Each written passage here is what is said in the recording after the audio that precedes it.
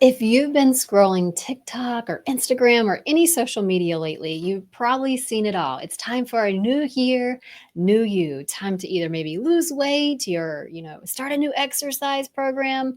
But today we're going to bring you a whole different viewpoint. It's going to be a new year, new mindset, letting go to grow. That's right. Happy New Year. We are excited to be spending time together with you. Today, we're going to dive deep into, what does it mean to add more to your life versus if you focus on removing what no longer serves you?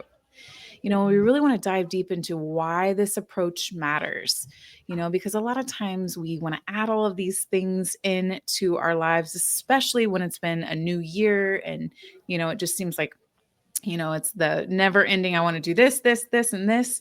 But really what that can lead to is overwhelm, and it doesn't create that space for clarity, growth, and success in your life and business. And so today we really want to dive into like, how do we create that space for clarity, growth, and success inside of your business and life? Yeah, I think they say, Linz, maybe it's like 14 days after January 1st. January 1st comes, people set all these New Year's resolutions, and then 14 to 21 days later, it's like, wah. Like, what happened? Like, they kind of go out the wayside. So, new year, new you. We're going to look at it, letting go to grow. So, let's talk about what's holding you back. This is something that I think a lot of times we avoid, or we don't even realize that we're avoiding.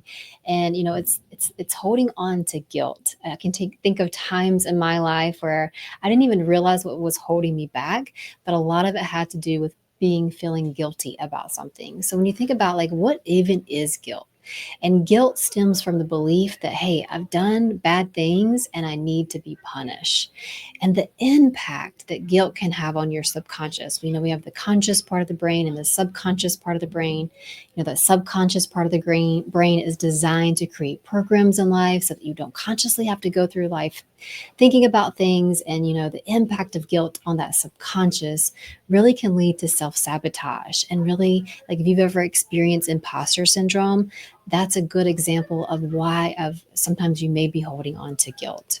And I think imposter syndrome can really show up for everybody. And I think, Mhm. Jen, what it reminds me of is like just right now with all the stuff going on with the NIL, if you follow college sports at all, you're familiar with what the NIL is. And so now, every athlete at a college level has the opportunity to earn money, and there's no cap on it. There's all this chaos kind of going on inside of it. And what I've noticed, and I live in a college town, and there's a couple of athletes that stand out in particular to me. One of them was a college basketball transfer that came to K State who was killing it at his previous school.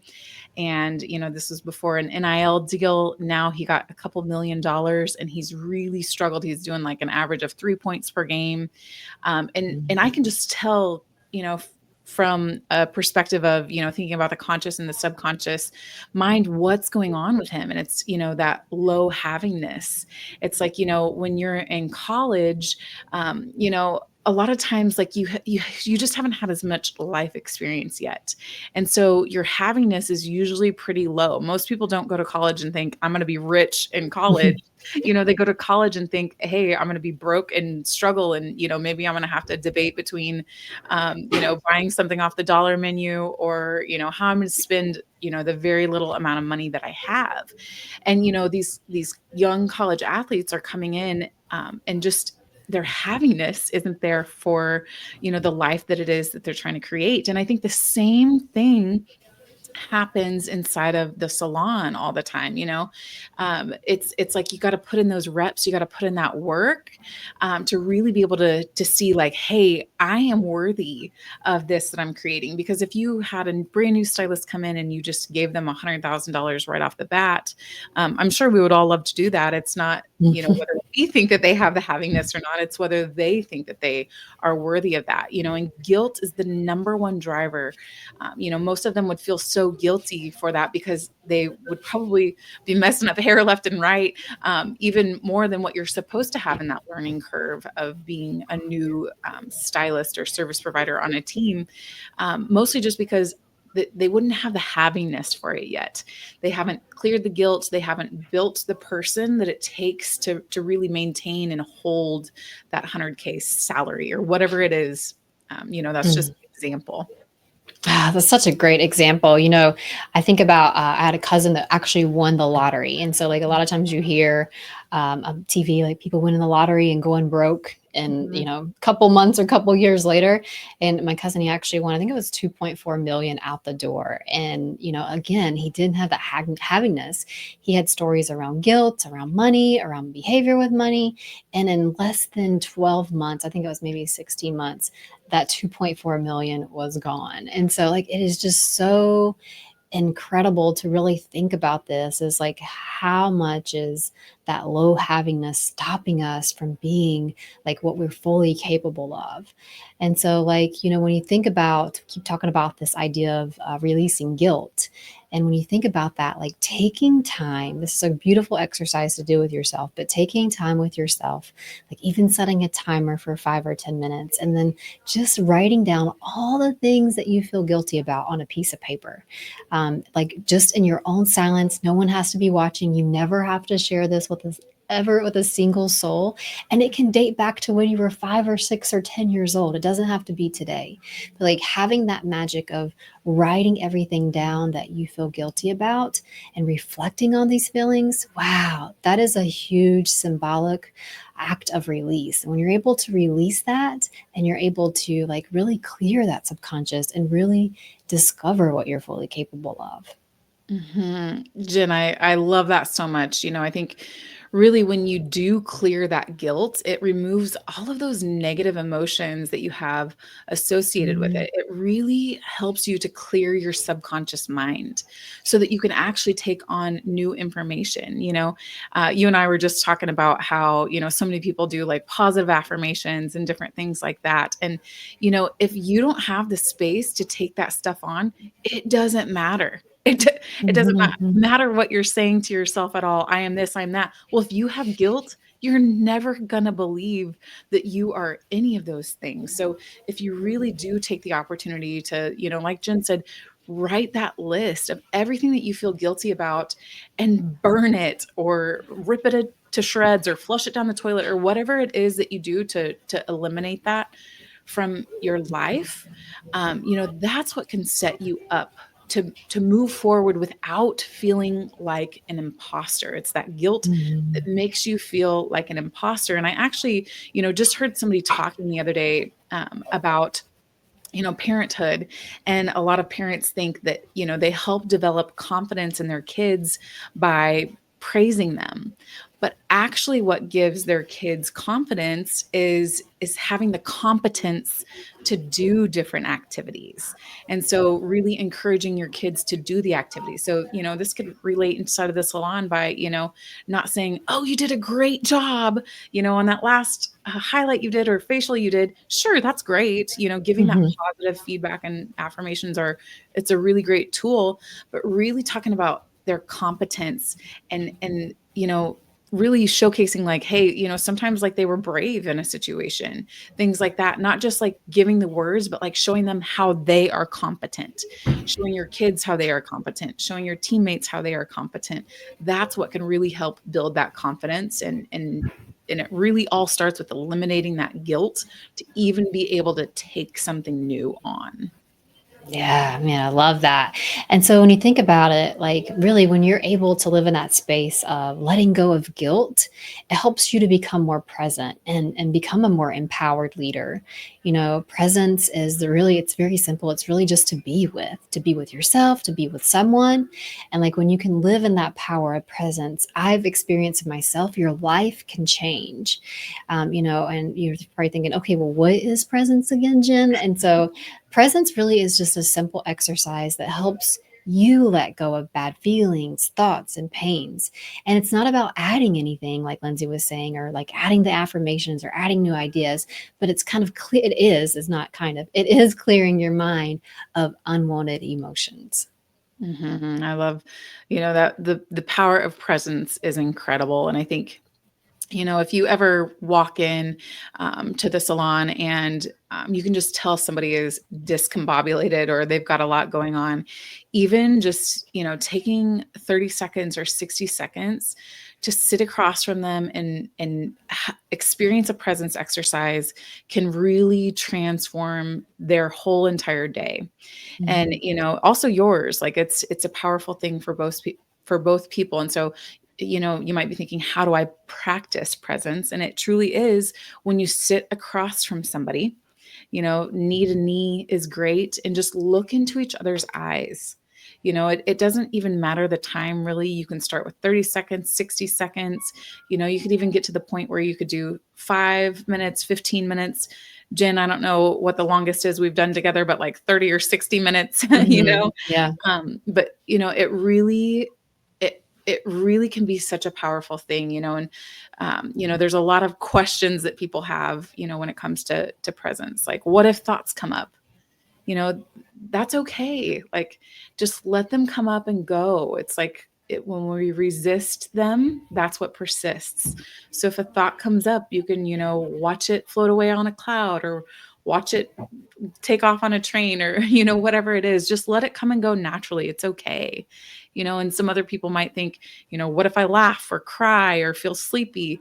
Like, that's okay too. That's just your body releasing emotions. They can get really caught up inside of us. And so it's okay to experience that, and another common question might be, how often should I do it?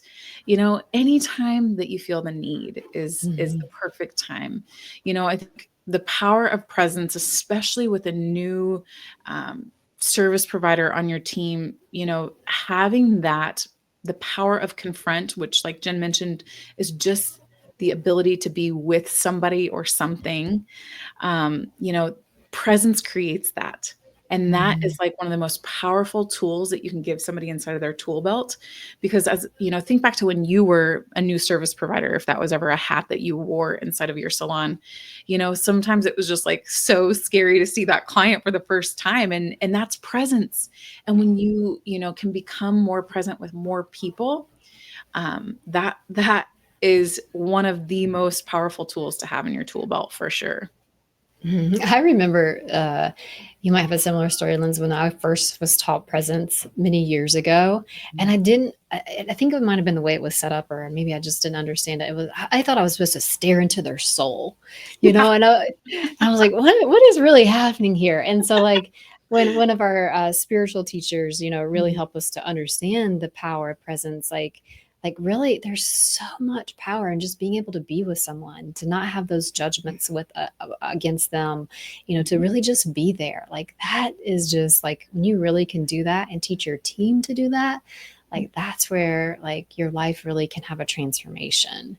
And so, like, we know this is going to be helpful for you as a salon owner, but like Lindsay was sharing in some of the stories, like it's a beautiful thing to teach your team too. So when we think about like, how can we do that? How can we teach our team the power of presence, and what are some applications that we can use to help them understand? Because I think one thing too, like Lindsay was mentioning, like when you're teaching someone new to learn to do a consultation, I think the most beautiful part you can do, instead of just blabbing at the mouth of like, what do you want to do today? Which I hope no one that's listening would do that, but like just taking 1 minute of connection, that minute of presence, and it changes the entire experience for the client. And so let's talk about some ways that we can really help your team understand presence. Yeah. So you might be thinking, how could I incorporate this? How could I teach them? So, really just at your next salon celebration would be an incredible opportunity. Really explain the concept of what presence is. Presence is just the ability to be with anyone or anything. And, help them to understand, like Jen mentioned, we're not staring into each other's souls. This is just really the opportunity to just be with somebody. Let them know, like we mentioned, some different things that might come up for them. They might, laugh or cry or get sleepy or Mhm. feel loving thoughts. It doesn't even matter what's happening. We're not here to judge, ourselves for how we feel or what comes up for us. Or, like Jen mentioned, we're not here to judge the other person either. It's really just taking that minute. Usually, minute is a good sweet spot to start with. Um, to have that brief moment where you are just present with somebody. You're not thinking about the past or the future. And even if it does come up, oh well, just let it drift on. But just encourage them to be present with each other, so that they can really see how connected and powerful it makes them feel. And usually when you do something like this, you want to do a minute and then you want to take some shares from the room, like, would anybody like to share what it was like for them, or would anybody like to share what happened for them? Getting the team to talk, because they'll start to notice, like, everybody has different experiences, but they might recognize themselves in a few of those experiences.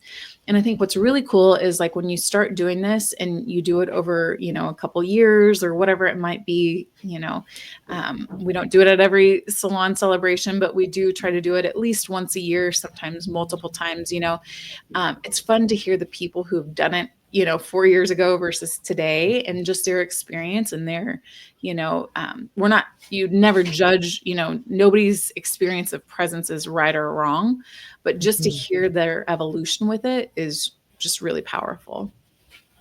That's so good. Actually, this morning at our salon celebration, we did a fun challenge with presents. Setting up the context is something we've been, talking about for years, but it's still so powerful to see everybody re-energized after a presence exercise. So, like, you can do this with your team. Just have them line up like face to face, and then set a clock. It can be for like 20 seconds. If you've never done it, it doesn't even. It can be 5 seconds. Like, sometimes 5 seconds can do so much for someone, and just have like each person across the way like get present and begin here, or begin now, and then countdown. Don't count down out loud, but like letting that 15 to 20 seconds pass, and then you can switch with a partner. And the feedback, I'm just sharing this so the impact they have on a team is, the feedback was, I feel more calm, I feel more at peace, I feel more excited for the day, I feel more grateful. And so, like, this is a beautiful exercise to do. Like, if you're feeling like there is some chaos or some confusion going on your team, it's probably because presence could be missing. Everyone is just so outward focused that they can't even get connected and just be with someone. I love that. That's a beautiful example of the power of presence, and I think when you're able to really marry that presence and the release of guilt together, let's talk about some of the benefits that you can expect, because, like, what can you expect from letting go and being present? And I think some of the benefits of letting go of guilt are that you have increased focus, reduced stress, improved confidence, and I think another thing that really happens when you let go of guilt is that you just have a greater sense of connection to yourself and others. And, Mhm. that's such a powerful thing. And then, when you pair that together with the benefits of practicing presence, I think you can feel calmer. You start to feel less reactive. So if a situation happens, you're able to respond instead of just react and fly off the handle. And I think that you just start to feel more in control of your life.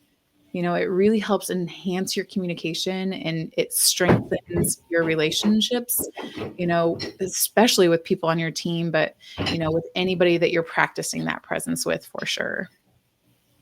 Awesome. All right. So now is the time where you get to spend some time alone, or pick out a time on your calendar where you get to do the exercise of removing what no longer serves you, removing that guilt.